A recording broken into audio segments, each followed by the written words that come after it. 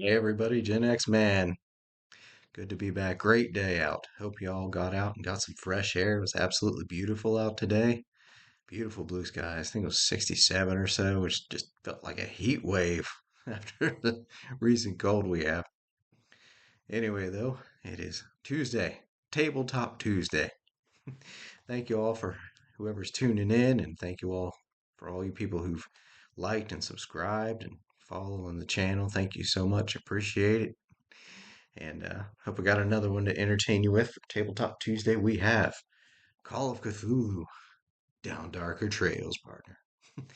Now, this is a setting guide for the main Call of Cthulhu uh, RPG, and there have been multiple editions of it. And I'm not going to get into the nuances of, this edition, that edition, yada yada yada. Here at my house, we play a hybrid anyway. We kind of took a lot of elements of 2E and a lot of elements of Call of Cthulhu and meshed it together with the systems that we really like. We like the base stats from 2E and so on and so forth. But we also like the percentage skills instead of proficiencies. And we definitely like the sanity. Like to see people lose their marbles when they see something. But all that aside. But yeah, this is a setting guide for Call of Cthulhu, which is a great game. Just absolutely fantastic, revolving entirely around horror and insanity. And it's it's a fun little walk in the tight wire where it's like, well, first of all, the hardest thing, the most immediate thing is the corporeal danger. Your hit points are low and they ain't never going to go up unless you need magic or whatever. But they're never going to be like D&D where it's like, you level up and you get a pool of hit points and you take on more threats and take more damage and so on and so forth. No, no, this is you make your investigator. Your investigator has this many hit points, and that's it. And people die. I mean, I can tell you all stories. Oh my lord, some of the best involve being crushed by a runaway Ferris wheel, blowing a pyramid up, calling down Cthulhu by accident. Sorry, Jersey Beach. But anyway, one of our favorite things around the house, it absolutely got to be, is Red Dead Redemption. My wife has been playing since the original, and she got me turned on to it. I was fascinated with it, and when Undead Nightmare came out, it was just like, what was it? When was that? It was a 2010. 2010 Undead Nightmare comes out, and she exposes me to it, and I'm just sitting there on the couch watching her play for hours, just hours, and just watching all the creepy, terrifying things, the ambience. And that was something that really tickled my brain, having come from an RPG background, especially things like Call of Cthulhu, which is very ambience driven, very you love that adrenaline pump, the fear, and the the contradiction of I'm an investigator. I got to go investigate these things that go bump in the night. But in doing so, there's a high chance I might just flat out get killed. But there's an even higher chance that I'll probably go insane before anything cool happens. So it's all about just feeding that adrenaline need, adrenaline junkie crap. Um, but like I said, the Undead Nightmare, I saw that video game and I was like, wow, that kind of reminds me of Call of Cthulhu. And Red Dead Redemption 2 came out, when was it, 2018? And this had come out just the year before that, in 2017.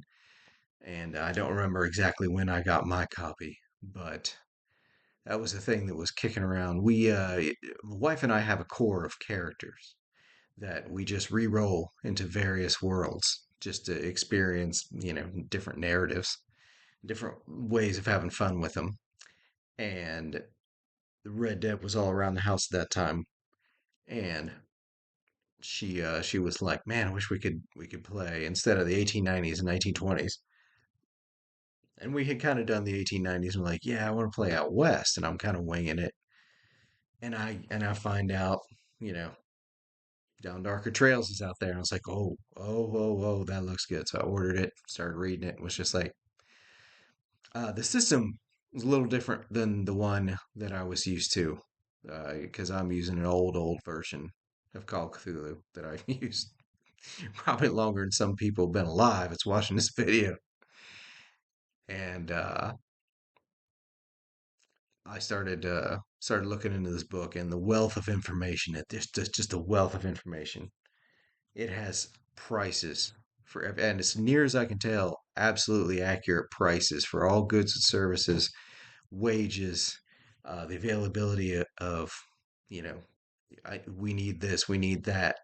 How available is it? What's it going to cost? Where we got to go to find it? So on and so forth.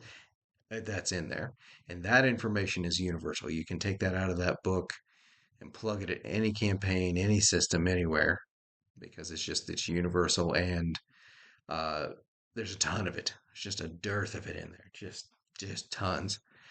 And it is a beautiful book in interior wise. I mean, just look at that. You have the paintings, and then you have the little insert ads like you'd have in the old timey. Either something's tacked on a wall or on somebody's countertop or whatever. Um, and they have etchings as well in there and sketches and just anything that you might find in publications from 100 or more years ago. So that is absolutely, that alone makes the price worth it. It has a cover price of about 45 at the time of this recording. But I found it for cheaper, Amazon, eBay, etc., etc. So don't be feeling like you got to pay the full price. At least, again, not at the time of this recording. We'll see if that changes. um, but yeah, I mean, as far as is it worth the money? In my opinion, absolutely. If you're gonna play some creepy old west stuff, and you're especially if it's going to be in any sort of Cthulhu setting, etc., absolutely, it is definitely an enhancement. Such as, if anybody's got it out there, the 1920s handbook, we got that one, very useful. A few others, Miskatonic University, and so on and so forth. Oh, we're being invaded by a cat, so forgive me for that. That is Katrina, otherwise known as Katrina Prestor Obnoxia. World of Warcraft players may get that reference. But that's about all I had to offer about Down Darker Trails without. I mean, but again, though, the production on this is fantastic. This is very hardbound, very durable.